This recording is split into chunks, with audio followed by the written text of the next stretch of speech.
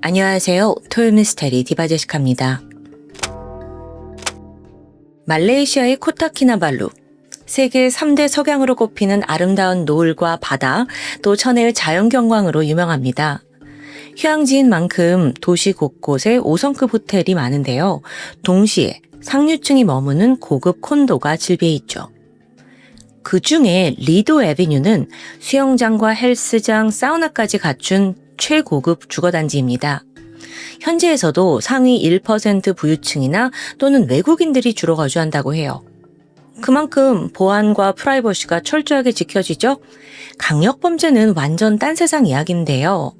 주민들조차 가장 안전한 공간이라고 자부해온 이곳에서 2021년 촬영된 한 영상이 모든 명성을 무너뜨리게 됩니다. 문제의 영상 속에는 알몸의 20대 여성이 등장합니다. 그녀는 공포에 질려 덜덜 떨고 있었고요. 손으로 몸을 가리려고 애쓰고 있죠. 동시에 화면 너머에서 카메라를 잡고 있던 한 사람의 날선 목소리가 들려요. 야, 너 뭐하냐? 빨리 손 내려. 이씨, 진짜 재미없게. 이 말이 끝나자마자 여성의 몸 위로 펄펄 끓는 뜨거운 물이 쏟아집니다. 그녀는 엄청난 고통에 비명을 지르며 주저앉았죠. 하지만 이걸 지켜보고 있던 촬영자는 재밌다는 듯 깔깔 웃고 있어요. 그러면서 하는 말이 여보 대박이지. 너무 웃기지 않아? 이거 틱톡에 올리면 대박 날 거야. 차마 인간이 할 짓이 아니었습니다. 하지만 부부는 전혀 죄책감이 없어 보였죠. 한편 2021년 12월 13일 말레이시아 경찰에 신고 전화가 접수됩니다. 저희가 여행 갔다가 방금 집에 도착했는데요. 저희 집 가정부가 죽은 것 같아요. 쓰러져서 움직이질 않더라고요. 얼마 전에 전화했을 때 코로나에 걸렸다고 하던데 이렇게 심각했을 줄은 몰랐어요. 상황실은 즉각 구급대와 함께 경찰이 출동 명령을 내립니다. 참고로 말레이시아에서는 병원이 아닌 장소에서 사람이 사망할 경우 반드시 경찰이 상태를 확인하도록 되어 있어요. 그렇게 얼마 후 경찰들이 집에 도착을 했고 안으로 들어가려는 순간 강한 표백제 냄새가 풍겼습니다. 이상한 생각이 들었죠? 지금 이 공간에서 사람이 죽었다면서 집 청소를 한 건가?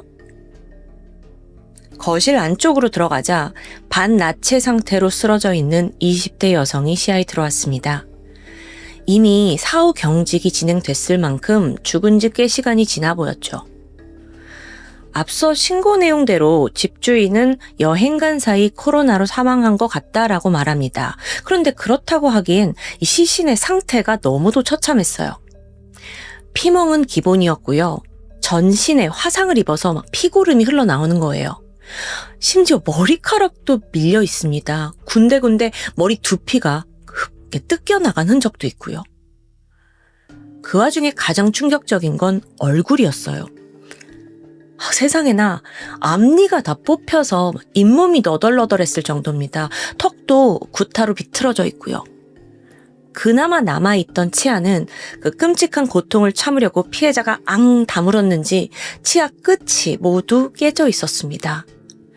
이 모습은요, 아무리 경찰이 봐도 단순한 병사가 절대 아니에요. 분명 장시간 고문을 당한 게 확실했죠. 추후 부검의조차 이 시신을 확인하고 나서 너무 끔찍하다면서 충격을 금치 못해요. 자기가 20년 넘게 수많은 시신을 마주했지만 이렇게 참혹한 모습은 처음이라면서 고개를 젓는데요. 그렇다면 정확한 사망 원인은 뭐였을까요? 사인은 괴사성 근막염과 폐혈증이었습니다. 그러니까 화상 부위가 세균에 감염이 되면서 조직이 점점 썩어 들어간 거예요. 그러다 결국 사망에 이르렀고요. 이건 고문을 당했다는 논리와 딱딱 들어맞고 있죠. 이렇듯 부검 결과가 나오면서 사건은 타살로 전환이 되었고요. 자연스럽게 의심의 화살은 집주인에게 향합니다. 당시 이 집에는 부부와 세 딸이 살고 있었습니다. 그런데 여기서 이 집 안주인의 얼굴을 본 경찰이 깜짝 놀랐죠. 저 사람 에티카 셰프 아니야? 33살의 에티카 노라시킨, 그녀의 남편 40살 모하메드 암브리, 이들은요, 말레이시아에서 모르는 사람이 없을 정도로 유명 인사입니다. 특히나 에티카는 말레이시아 여성들 사이에서 워너비였어요. 왜냐면 보수적인 무슬림 사회잖아요. 그 안에서 유례없는 행보를 보여줬기 때문인데, 어릴 때는 대학원을 졸업하고 정유회사 엔지니어로서 취직에 성공합니다. 정유회사라니 굉장히 남성 중심적인 어떤 커뮤니티에서 쉽지 않은 성과를 낸 거죠. 그런 에티카는 취미로 요리를 시작하는데 또 이게 소질을 보인 거예요. 그래서 2012년 마스터 셰프에 나가서 얼굴을 알렸고 또 최종 결승까지 진출을 하면서 정말 에티카라는 여자는 똑똑해, 매력적이야, 셰프 지망생, 큰 인기를 얻게 됩니다. 약간 말레이시아의 성공한 현대 여성의 아이콘이라고 할까요? 그러다가 건축가 남편과 결혼해서 새 아이의 엄마가 됐는데요. 그녀의 SNS를 보면 자신의 커리어를 잘 유지하면서 가족들과 고급 콘도에 사는 화려한 일상이 가득합니다. 물론 모든 걸 다 가진 듯한 그녀에게도 아픔은 있었어요. 바로 쌍둥이 딸인 첫째와 둘째가 자폐증을 보인다는 거였는데요. 아이러니하게도 대중들은 이 점에 더 열광했습니다. 그렇게 완벽해 보였던 여자인데 또 엄마로서 숭고한 희생까지 더해지면서 오히려 인기가 상승한 거예요. 그래서 에티카의 이름 옆에는 성공한 커리어 우먼, 스타 셰프, 천사 엄마 이런 온갖 수식어가 따라다녔죠. 한편 그녀의 집에서 아이들 육아와 살림을 도맡았던 입주 가정부가 있습니다. 그게 바로 28살 노라피아 아민이에요.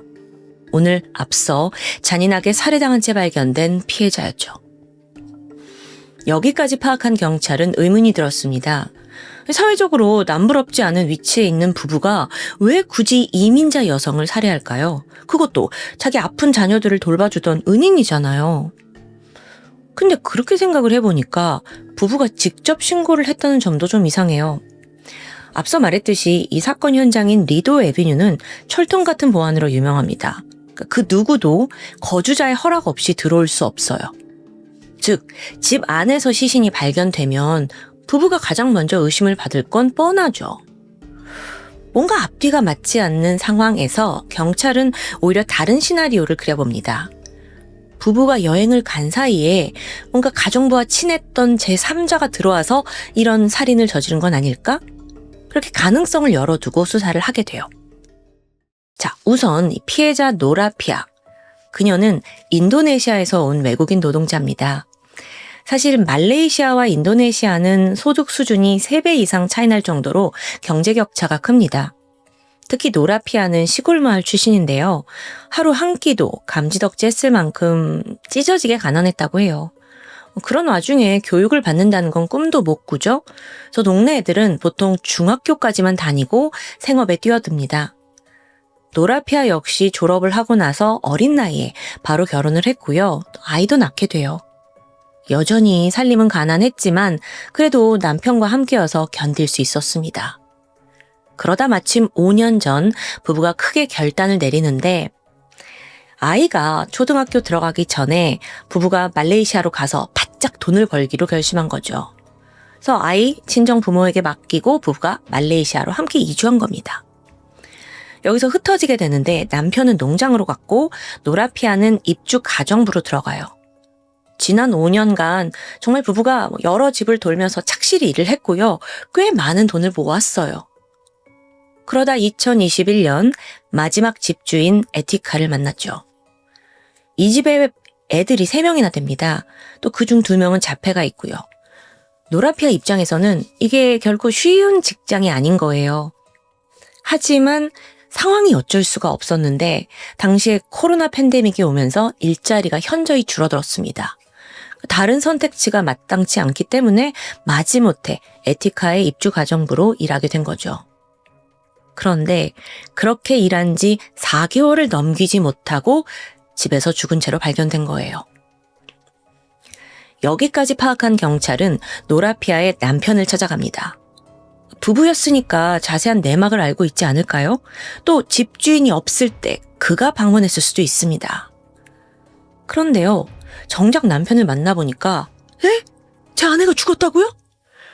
아내가 사망한 사실조차 모르고 있습니다. 충격을 받은 것도 잠시 남편이 의미심장한 이야기를 해요. 사실요, 저도 아내랑 연락이 안 된 지 오래됐어요. 그 집에 들어가고 얼마 안 돼서 핸드폰을 뺏겼거든요. 에? 핸드폰을 뺏겨요? 경찰이 좀 더 파고든 결과 놀라운 사실이 하나둘 드러납니다. 노라피아가 이 에티카 집에 들어간 시점부터 핸드폰 사용량이 현저히 줄었어요. 그러다 어느 순간부터 아예 사용되지 않았고요. 게다가 그녀를 목격한 사람도 없습니다. 그렇게 보면 외부와의 연락, 외출 모두 통제당한 채 살았다는 건데 그럼 이거 뭐 감금이나 마찬가지잖아요. 물론 경찰 입장에선 부부가 그녀를 일부러 이렇게 감금했다는 증거는 없습니다. 그러니까 만약에 노라피아 그 여자 그냥 자발적으로 집에만 있기로 했어요 라고 주장하면 반박할 수 없는 거예요. 그래서 경찰은 사건 당시 부부의 알리바이를 다시 확인하게 되죠. 일단 에티카는 남편과 애들과 함께 여행을 다녀왔다고 했어요. 사건이 발생한 코타키나발루에서 그 여행지까지는 차로 2시간 정도 거리였는데요. 핸드폰 위치 추적을 해보니까 여행을 했던 건 사실이었습니다. 12월 10일에 떠나서 3박 4일 여행을 끝내고 12월 13일에 집에 돌아왔는데 노라피아가 죽어있는 걸 발견했다는 거죠. 그런데 이상한 점이 있어요. 부검을 했더니 노라피아가 사망한 시점이 12월 10일 이전으로 추정되는 거죠. 아니 그럼 부부가 여행을 떠나기 전에 이미 죽어 있었다는 게 성립됩니다. 지금 거짓말을 하는 걸까요? 이렇듯 수사망이 좁혀오자 돌연 에티카 부부는 우린 더 이상 할 말 없다 하면서 묵비권을 행사해요. 경찰로서는 답답할 노릇이죠. 당장 살인을 했다는 정황도 없고 또 현장 정밀 검사를 했지만 전혀 증거가 나오지 않거든요. 그리고 또 어차피 여기가 가정부랑 가족이 다 같이 생활을 했던 공간이기 때문에 뭐 DNA나 지문이 검출돼도 그걸 유의미한 증거로 보기 힘듭니다. 결국 경찰은 마지막 방법으로 부부의 핸드폰을 압수해서 포렌식을 결정합니다. 두 사람이 메신저 안에서 가정부와 관련된 이야기, 어떤 이야기를 나눴는지 살펴보기 위함이었어요. 동시에 삭제된 영상, 사진, 대화 내용까지 모두 복구해내는데 바로 여기서 잔인한 증거들이 쏟아져 나왔습니다. 노라피아가 사망하기 2달 전부터 찍혀있던 수십 장의 사진과 영상들까지 남아있었죠. 그걸 확인해 보니까 이 부부가 마치 자기네가 왕이라도 된 듯 피해자를 학대하고 조롱을 일삼습니다.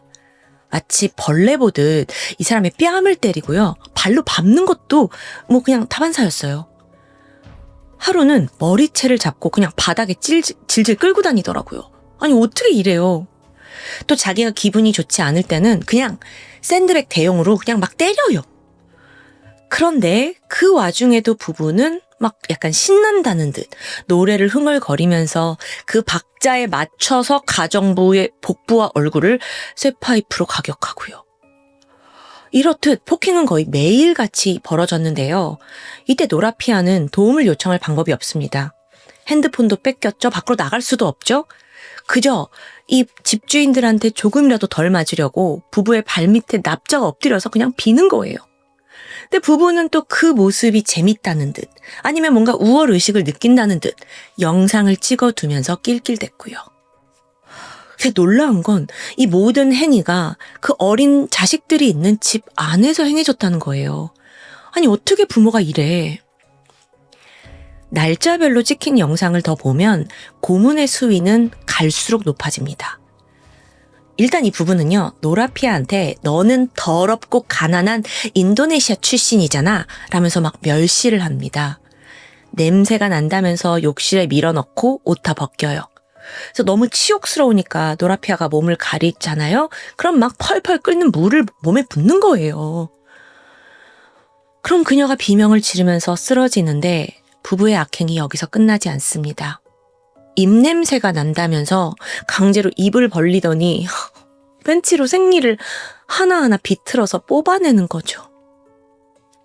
이 영상 속에는 더 역겨운 장면이 등장하는데요. 부부는 노라피아가 비명을 지를 때마다 할 때마다 너무 웃겨 깔깔댔습니다. 심지어 그걸 보다가 이 부부가 흥분한 채 막 키스를 나눠요. 아니 도대체 무슨 심리냐고요. 그렇게 지난 2달간 이어진 지독한 고문으로 겨우겨우 버티던 노라피아는 결국 온몸에 살이 썩어 들어갔고 폐혈증으로 사망했습니다. 그 순간 부부는 당황했을 거예요. 왜냐면 이게 밝혀지면 살인자가 되는 거니까요. 그래서 사건을 은폐하기 위해 바쁘게 움직이는데요. 일단 부패할 때 냄새가 날까봐 그걸 방지하기 위해 시신에다가 표백제를 들이부었습니다. 마침 이때 에티카의 손에 그 표백제가 묻게 되거든요. 근데 그녀는 짜증을 내면서 막 소리쳤죠. 정말 이 년은 뒤져서도 도움이 안 돼. 그러면서 막 분풀이로 시신 발로 차고 너무 말도 안 되는 영상 내용이었어요. 그렇게 모든 걸 완벽히 은폐했다고 생각한 부부는 알리바이를 만들기 위해 딸들과 함께 3박 4일 여행을 떠난 겁니다. 그리고 집에 왔을 때는 마치 그제서야 노라피아를 발견한 것처럼 신고를 했고요. 여기서 왜 부부가 직접 신고를 했을까라는 의문이 들었는데요. 사실 이 부부는 아무리 우리 집에서 시신이 나온다 하더라도 확실한 물증이 없다면 경찰이 우리를 쉽게 의심하지 못할 거다라고 확신했던 것 같아요. 게다가 오히려 신고를 먼저 함으로써 우리는 이 죽음과 아무 관련이 없다라는 일종의 이제 연극을 펼친 거죠. 여기서 제 생각을 잠깐 말씀드린다면 이들이 거주하는 리도 애비뉴가 워낙 보안이 철저한 곳이잖아요. 또 CCTV에 경비원도 상주하고 있고요. 그러니까 부부가 어디론가 이 시신을 밖으로 옮긴다는 것 자체를 위험하다고 판단하지 않았을까 싶어요. 그래서 그냥 집에서 위장하는 게 안전한 선택지였을지 모릅니다. 어쨌든 경찰은 부부의 알리바이가 맞지 않다는 것을 발견해내고요. 또 핸드폰에서 고문 영상까지 나오면서 결국 에티카와 남편은 경찰에 체포됩니다. 그렇게 정의가 실현될 줄 알았는데 여러분, 이 사건 예상치 못한 반전을 맞이해요. 일주일간 이들이 구금 조사를 받게 되는데 그 사이 에티카가 감정 호소를 하면서 보석을 신청한 겁니다. 자기는 돌봐야 될 자식이 셋이고 그중 둘은 자폐가 있다. 난 엄마로서 그들에게 돌아가야 한다는 거예요. 아니 이게 말이 되나? 아무리 그래도 살인 용의자인데 보석으로 풀려날까요? 그런데요. 법원이 이걸 들어줬어요. 에티카는 1,000만 원 정도의 보석금을 내고 풀려난 거죠. 근데 뿐만 아니라 남편 모하메드 역시 어린 자녀들에게 엄마 외에 아빠도 필요한 거 아니냐라는 이유로 보석을 허가받습니다. 아니 뭐 이래. 야, 아무리 생각해도 너무 지나치게 너그러운 결정이잖아요. 상류층 부부라서 가능했던 일일까요? 그런데 다행인 건 그들이 풀려나자마자 말레이시아 언론이 기다렸다는 듯 대대적인 보도를 시작했어요. 살인 용의자, 마스터 셰프 결승 진출자 에티카와 그녀의 남편 보석 허가. 이게 유명인이 연루되다 보니까 단번에 사람들의 눈길을 사로잡았죠. 사건이 일파만파 퍼져나가는데 동시에 이걸 본 사람들의 비난과 분노가 터져나옵니다. 타국에서 온 가정부는 저렇게 처참하게 죽었는데 범인은 그냥 새 아이의 부모란 이유로 자유를 줬다? 시민 단체들도 들고 일어섰고요. 또 이입주 노동자 단체까지 막 다들 난리가 났어요. 보석을 취소하라라는 압박이 나라 전체에 분위기가 형성된 거죠. 결국 대중의 관심이 너무 높아지니까 재판부는 안 되겠다 싶었는지 한 달 만에 보석 철회하고 두 사람을 다시 잡아들입니다. 그러자 에티카 부부가 나는 이제 살아야겠다라는 생각이 들었는지 갑자기 180도 돌변해요. 착해졌냐고요? 아니요, 그게 아니에요. 갑자기 부부가 서로를 주범이라고 지목하면서 물어뜯기 시작한 겁니다. 완전 더 지저분하죠. 에티카는 뭐라고 하냐면 나는 평소에 애들을 돌보느라 너무 바쁘고 남편이 가정부를 그렇게 학대하는지 몰랐다. 그러니까 자긴 몰랐대요. 근데 반면에 남편은 뭐라고 하냐면 생각해봐라. 나는 밖에서 일을 하고 돈을 벌어오는 사람이다. 집안일은 그리고 가정부 관리는 전적으로 아내의 영역이다. 나는 아내가 그렇게까지 학대를 심하게 할 줄 몰랐다는 거예요. 아니 어떻게 이래? 서로 떠밀기 바빠요. 나중에 법원에서 둘이 만났을 때도 그냥 눈도 마주치지 않았다고 하거든요. 참고로 남편이 진술한 내용 중에 가장 파장이 컸던 대목이 있습니다. 그러니까 점점 가정부의 상태가 악화됐잖아요. 그래서 남편이 보다 못해 병원에 좀 데려가자 했대요. 근데 이때 에티카가 강력하게 저지하면서 하는 말이 여보, 내가 지금 유명인인데 이런 거 알려지면 이미지 완전 나락가. 본인도 이게 이미지가 망가질 그런 엄청난 사건이라는 건 알고 있었다는 거잖아요. 아주 가증스러움에 치가 떨리죠. 근데 여러분, 부부가 지금 아무리 서로를 이렇게 헐뜯어도 검찰에겐 강력한 증거인 영상이 있습니다. 그거 딱 보면 이 부부가 번갈아 가면서 한 명은 때리고 한 명은 촬영하고 그리고 조롱하고 이게 계속 벌어지고 있어요. 그 와중에 누구 한 번 말린 적이 없고 그냥 놀이로서만 생각한 거죠. 결국 재판은 두 사람을 공동 정범으로 판단합니다. 결국 사건 4년 만인 2025년 6월 말레이시아 법원은 살인 혐의에 대해 유죄를 판결했고요. 두 사람에게 징역 33년을 판결했죠. 동시에 남편 모하메드에게는 12대의 태형이 추가됩니다. 태형. 이건 말레이시아와 몇몇 동남아 국가에 있는 특별한 형벌인데요. 대나무 채찍으로 엉덩이를 내려치는 거예요. 근데 그걸 절대 가볍게 볼 수 없습니다. 왜냐하면 한 대 한 대가 아주 강한 위력을 가지고 있어요. 그래서 12대를 맞는다고 해도 위력이 엄청난데 살점이 떨어져 나갈 정도, 그리고 또 맞다가 쇼크가 오기도 한다고 해요. 모하메드는 현재 태형 집행을 기다리면서 공포에 떨고 있습니다. 반면에 에티카의 경우는 여성이라는 이유로 태형이 면제되었죠. 고향집을 떠나 입주 가정부로 살면서 고된 삶을 버텨온 노라피아. 그녀의 이름 중에 들어있는 아피아는 건강을 뜻한다고 합니다. 평생 아프지 말고 무탈하게 살기를 바라는 부모의 염원이겠죠.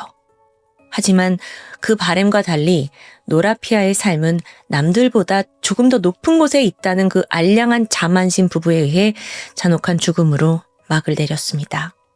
여러분은 오늘 사건 어떻게 보셨나요? 지금까지 토요미스테리 디바제시카였습니다. 일본 도쿄에 위치한 미타카시는 유독 18세기부터 일본의 많은 문인들과 예술가들이 사랑해왔던 도시입니다. 유명 소설의 영감과 배경이 되었을 만큼 가보면 아름답고 고즈넉한 경관이 존재하죠. 더불어 지브리 아시죠? 이 지브리의 작품을 전시하는 박물관이 여기 있어요. 그래서 관광객들로 연신북적이고요. 이 미타카시에 살고 있던 18살의 고등학생 스즈키 사아야. 그녀 또한 예술적 재능을 가진 아이였습니다. 애초부터 집안 대대로 예술의 DNA가 흐르고 있었는데 증조 할아버지가 일본의 유명한 현대 미술가 다카마스 지로였고요. 부모님과 다른 친척들도 미술, 문학, 연출까지 다방면에서 활동하고 있었죠. 말 그대로 예술인 집안인 거예요. 사아야 또한 이 가문의 피를 물려받아서인지 피아노와 미술에서 두각을 나타냅니다. 보통 이러면 성적은 별로겠구나 생각할 수도 있는데 얘는 공부도 잘했어요. 초등학교 때부터 최상위권을 유지했는데 심지어 부럽게도 외모까지 뛰어납니다. 지금 사진 보시는 것처럼 좀 남다르죠? 어디서나 돋보이는 편이었는데 그래서 12살 때쯤 아예 연예기획사에 스카웃돼요. 이 기회를 발판 삼아서 몇몇의 영화와 드라마의 아역 배우로 출연하게 되죠. 데뷔는 성공적이었고 아직 18살인 그녀는 점점 연예인으로서 입지를 다져가고 있었습니다. 그러던 2011년 고등학교 1학년이 된 사아야는 당시 한참 이 청소년들 사이에서 유행하던 페이스북을 드디어 시작합니다. 얼마나 재밌어요. 친구들 팔로잉하고 예쁜 사진도 올리고 메시지 주고받고 여기에 한참 빠져들었죠. 그러던 어느 날 한 낯선 남성에게서 메시지 한 통이 도착합니다. 그는 21살의 이케나가 찰스 토마스. 찰스 토마스? 이게 일본에서는 좀처럼 보기 드문 성씨잖아요. 그래서 사아야도 단번에 호기심이 들었죠. 왜 찰스 토마스지? 이때 이케나가는 자신을 네덜란드계 흑인 혼혈이다 라고 소개합니다. 사진을 보니까 이국적인 외모에 훤칠한 그런 좀 오빠 타입인 거예요. 현재 교토에 있는 한 대학에 재학 중이라고 하는데요. 아무래도 대학생이니까, 야, 너 고등학생이지? 뭐 공부할 때 뭐 영어나 이런 거 필요하면 내가 도와줄 수 있어? 이렇게 약간 자랑을 하는 듯 했죠. 그렇게 호기심에 시작된 대화가 계속 이어집니다. 어느덧 두 사람은 매일같이 연락을 주고 받았는데, 그러다가 야, 우리 실제로 한번 만날까? 곧 있을 크리스마스를 맞이해서 도쿄에서 데이트를 약속합니다. 설레임을 안고 나간 첫 데이트는 생각보다 즐거웠어요. 도쿄 시내를 함께 돌아다니면서 구경하고 맛있는 음식도 먹고 두 사람 사이에 대화와 웃음이 끊이지 않았죠. 그날 이후 연인 사이로 발전합니다. 이케나가는요, 사야에게 푹 빠져 있었어요. 교토에 살고 있었는데 본인은 여자친구를 만나기 위해 매달 고속열차를 타고 2시간 이상을 달려서 도쿄를 방문하곤 했죠. 더 나아가서 연휴에는 아예 사야의 부모님을 찾아뵙고 인사를 드리는데요. 사야가 아직 미성년자라서 그랬는지 좀 건전하게 만나겠다 신뢰를 얻으려 한 겁니다. 정말 지극정성이었어요. 그렇게 둘은 누가 봐도 진지한 관계로 발전하는 듯 했죠. 그러던 어느 날 이케나가가 뒤늦게 사실 자기가 거짓말을 한 게 있다면서 무겁게 입을 뗍니다. 알고 보니 그는 네덜란드계 흑인 혼혈이 아니었고 필리핀 혼혈이라는 점이었죠. 근데 자신의 혈통을 왜 굳이 숨긴 걸까요? 알고 보니 여기에는 좀 가슴 아픈 사연이 있었는데요. 이케나가의 엄마가 필리핀 사람이었어요. 일본에 와서 남편을 만났고 아이를 갖게 되죠. 근데 배가 불러서 거의 출산을 할 때쯤 갑자기 친정 마닐라로 돌아가더니 거기에서 아들을 출산한 거예요. 여기에도 잔인한 이유가 있어요. 이게 애초부터 원치 않았던 아이였었는지는 모르겠지만 그렇게 마닐라에 가서 아이를 낳고 그냥 떼버리고 싶었던 겁니다. 그래서 출산 후에 아이를 친정에 홀로 맡겨둔 채 그냥 혼자 일본으로 돌아가 버려요. 이후 아이는 할머니 손에서 2년간 자라게 되고요. 할머니는 자기 딸한테 수시로 연락을 해서 야, 나도 힘들다. 이제 이 아이 네가 데려가서 키워야 된다. 계속 설득했습니다. 그렇게 결국 2살이 된 이케나가는 드디어 2년 만에 부모님이 있는 일본으로 돌아오게 됐죠. 하지만 그의 성장 과정은 결코 순탄치 않았습니다. 이케나가의 엄마가 클럽에서 일을 했는데 집에 잘 들어오질 않았어요. 아버지는 자식의 존재 자체를 혐오했고요. 거기에 더해 이 부모들이 하루가 멀다 하고 싸우는데요. 주로 돈 문제와 여자 문제였죠. 고성과 폭력이 오갔습니다. 결국 이케나가가 4살이 되던 해에 부모님은 이혼하게 돼요. 이후 어머니는 곧장 남성 A와 동거를 시작하는데 이 A라는 사람이 친부보다 나은 점이 없습니다. 거의 백수로 빌부터 살면서 친아빠보다 더 심하게 이케나가를 폭행하는 거예요. 그 A라는 사람과 함께 산 6년 동안 받은 학대의 수준은 심각했습니다. 너는 더러운 필리핀 놈이야. 이런 모욕도 서슴지 않았습니다. 시간이 지나 그가 10살이 되던 해 엄마는 드디어 A와 헤어지게 되는데 그리고 나서 또 야쿠자 B를 만납니다. 이번에도 달라지는 게 없었어요. 아니, 학대는 오히려 더 심했죠. 심지어 그는 이케나가에게 엄마와 성관계 갖는 영상을 막 보게 해요. 아니, 말이 돼 이게? 말을 듣지 않으면 바로 손이 올라갔고요. 동시에 그의 어머니에게도 수시로 폭행을 가했습니다.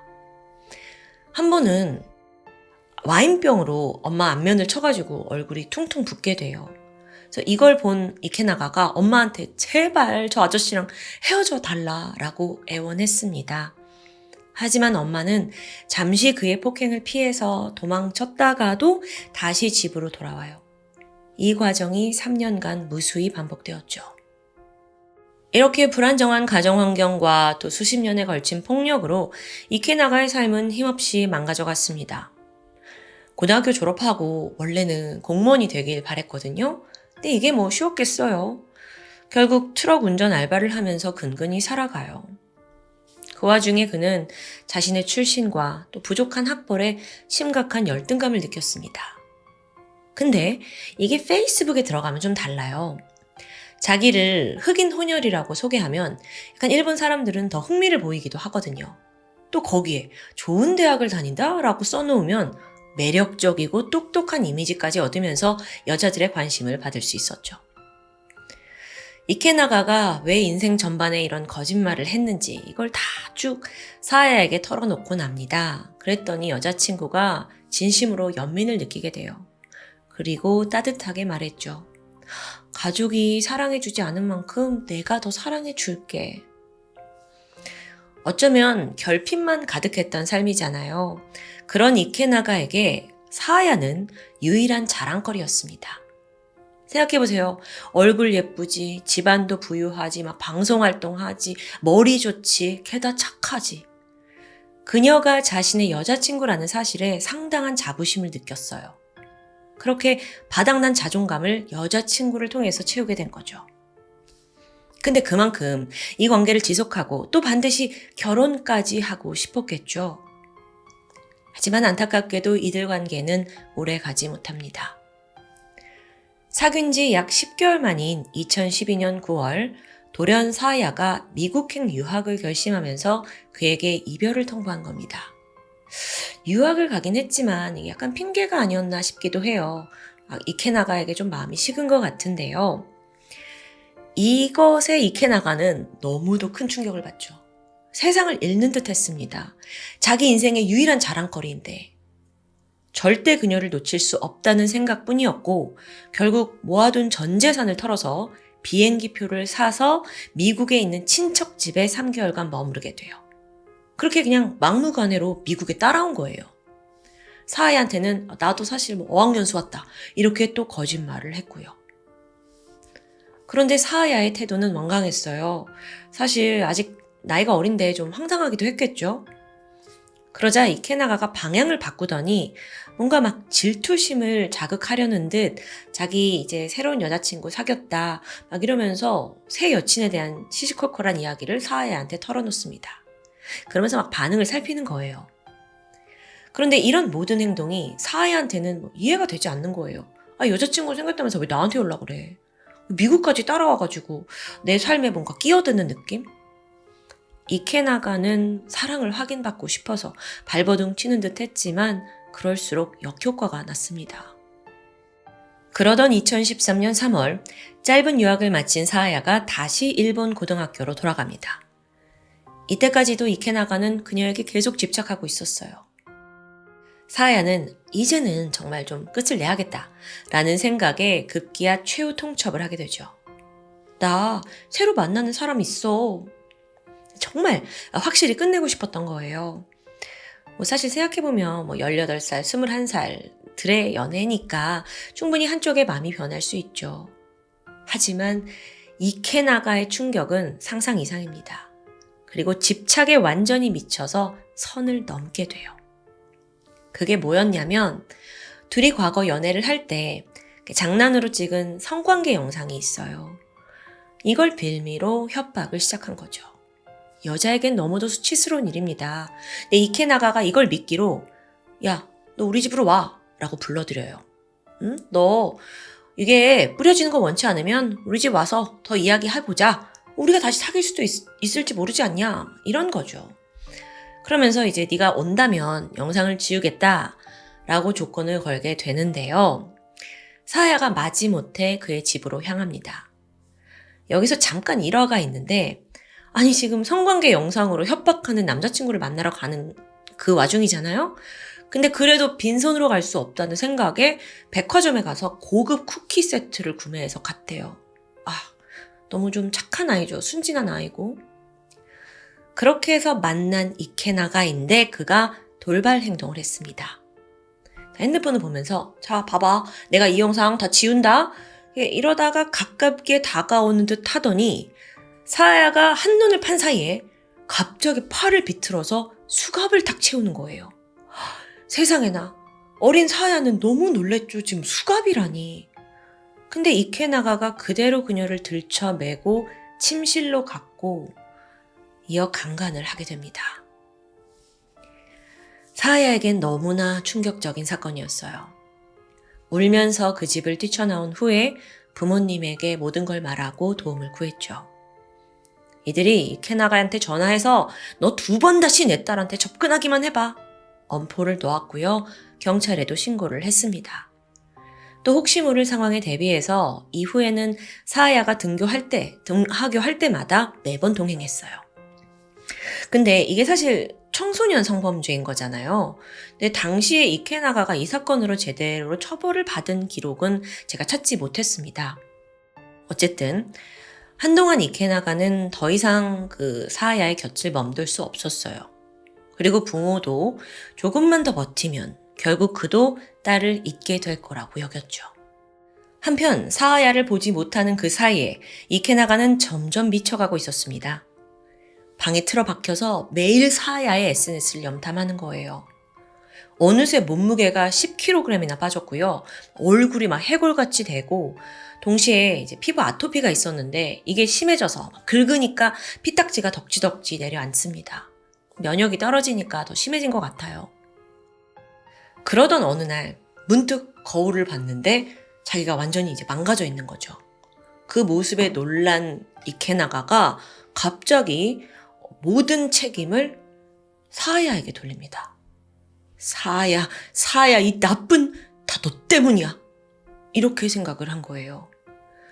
그러다 며칠 후에 SNS에서 더 충격적인 걸 발견했죠? 사하야가 어떤 남성과 찍은 사진을 올린 겁니다. 거의 이건 이케나가의 분노에 기름을 부은 꼴이었어요. 네가 날 버리고 다른 남자를 만나?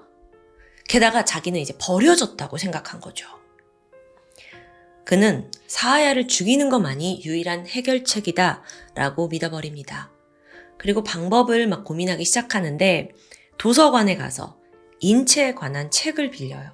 그리고 인간 몸의 급소를 파악했죠. 칼로 급소를 찌르는 게 가장 간단하고 깔끔하다고 생각합니다. 여기에 더해 목을 자르는 연습도 이어졌고요.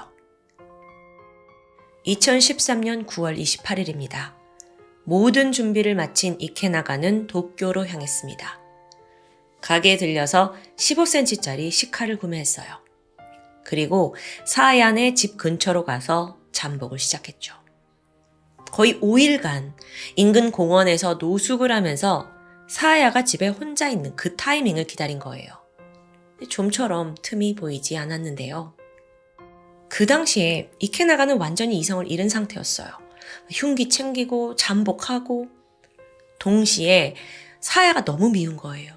그래서 그녀의 인생을 망치겠다는 그 일념 하나로 또 선을 넘게 됩니다. 10월 2일이었는데 한 미국 성인물 사이트에다가 사하야의 포르노 이미지 67장을 업로드합니다. 그녀의 사진은 빠르게 퍼져갔어요. 동시에 가족들도 이 사실을 알게 됐고요. 사하야의 아버지는 절망했습니다. 일본에서 아역배우까지 했던 이 창창한 딸의 미래가 이렇게 와르르 무너지는 듯 했죠. 그래서 가족들이 막 참담해하고 있던 그때 오히려 사하야는 차분하더라고요.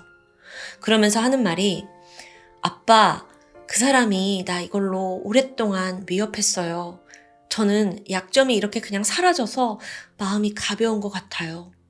너무 걱정 말아요, 아빠. 이렇게 말을 합니다.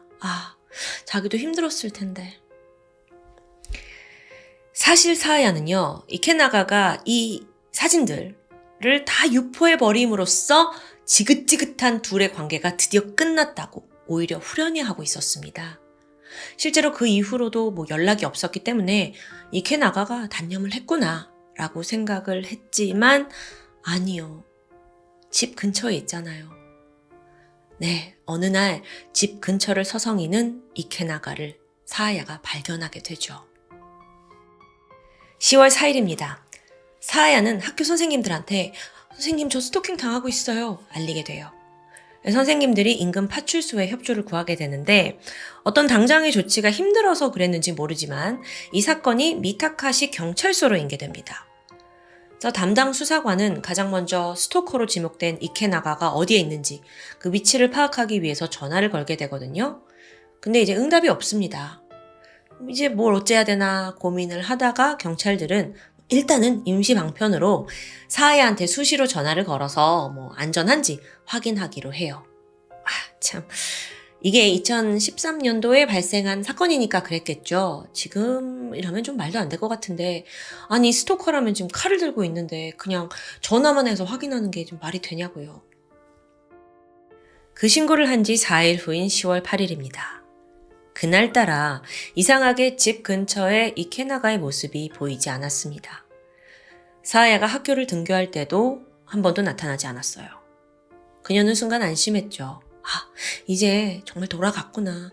포기했구나. 아니요, 그렇지 않았습니다.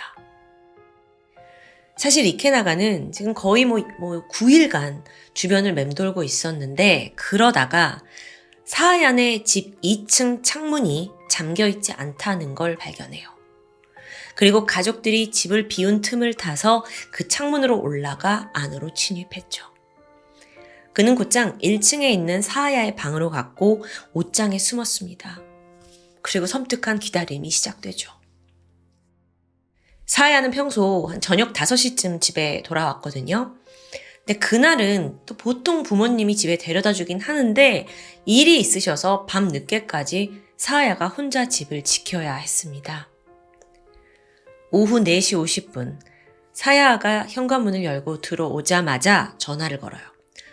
네, 수사관님, 저 집에 잘 왔어요. 경찰서에다 연락을 한 거예요. 그리고 옷을 갈아입기 위해서 방에 들어갔고 옷장 문을 연 순간 안에서 이케나가가 칼을 들고 등장합니다. 그 칼날이 사하야의 팔을 스쳤어요. 너무 무섭잖아요. 그래서 사하야가 막 공포에 질려서 무작정 집 밖에 있는 골목으로 막 도망쳤죠. 하지만 성인 남성인 이케나가가 빠르게 뒤쫓아왔고요. 결국 그 매서운 칼로 사하야의 복부를 11번이나 찌르고 맙니다. 피가 터져 나오는데 여기서 또 이케나가가 이해하기 힘든 행동을 보여요. 지금 막 피를 흘리면서 고통 속에 죽어가는 사하야에게서 한 발자국 떨어지더니 핸드폰을 들고 촬영을 합니다. 죽어가는 그 모습을 오롯이 혼자 간직하고 싶었던 거예요. 곧이어 이케나가는 현장을 빠져나갔지만 다행히 1시간 뒤 경찰에 검거되었습니다. 정말 질기고 질긴 스토킹이 이렇게 비극적인 죽음으로 막을 내렸죠. 2014년 8월 재판장에선 이케나가는 끝까지 반성하는 모습을 보이지 않았습니다. 심지어 최종 진술에서 유족들에게 사과를 하기는커녕 말도 안 되는 발언을 늘어놓았죠. 뭐라고 했냐면 제가 그녀를 너무 사랑했기 때문에 그녀가 당시 얼마나 고통스럽고 두려운지 저는 꼭 핸드폰으로 찍어서 보고 싶었을 뿐입니다. 그 고통을 저도 직접 느끼고 싶었다고요. 왜? 사랑하니까. 이게 뭔 말도 안 되는 소리입니까? 재판부는 그의 범죄가 강한 집착에서 비롯된 살인이라고 판단을 했어요. 특히나 연인끼리 찍은 영상, 이미지를 성인 사이트에 올렸다? 대단히 비열하다고 지적했죠. 이케나가에게는 결국 징역 22년형이 선고됩니다. 그나마 일본에서는 이 사건 이후에 리벤지 포르노, 그러니까 복수성으로 영상을 올리는 것, 여기에 대한 위험성이 큰 문제로 대두가 되었고요. 사건 발생 1년 후인 2014년 11월에는 리벤지 포르노 방지법이 제정됩니다. 하지만 딸을 잃은 유족의 고통은 그걸로 쉽게 치유될 수는 없었습니다. 사실 이 사건이 알려지고 좀 예상치 못한 현상이 있었어요. 유작, 그러니까 누군가가 죽고 나서 남은 작품이다, 이런 타이틀로 사하야의 영상과 사진이 더 빠르게 퍼지기 시작한 겁니다. 심지어 그 불법 사이트는 해외에 기반을 두고 있잖아요. 그래서 일본에서 그 업체를 단속하기에도 현실적으로 어려웠죠. 업체들은 죽은 피해자의 아픔을 가지고 그냥 돈벌이 수단으로 이용한 거예요. 범인 니케나가의 범행도 정말 너무 잔혹하지만 돈에 눈이 먼 그 업체들도 쉽게 용서받을 수 없다고 생각합니다. 그리고 우리도 이렇게 법적인 보호가 힘든 현실에서 스스로를 지키기 위해 아무리 연인 사이여도 성적인 촬영에 대한 경각심을 반드시 가질 필요가 있다고 느껴졌습니다. 여러분은 오늘 사건 어떻게 보셨나요? 지금까지 토요미스테리 디바제시카였습니다.